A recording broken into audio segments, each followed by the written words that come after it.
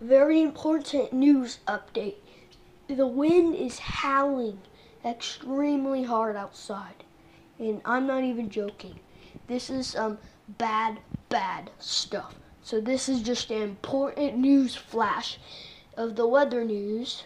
Well, not weather news, but a big flashback. If you go to a big flashback to tomorrow, last night, like, I don't know, like 6 a.m. something. I mean, 6 o'clock p.m. I don't know. But last night, flashback, last night, winds going to be over 40, up to 40 miles per hour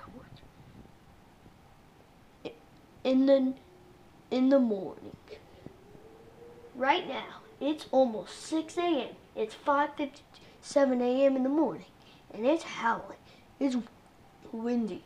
So, important news flash of yesterday night is true.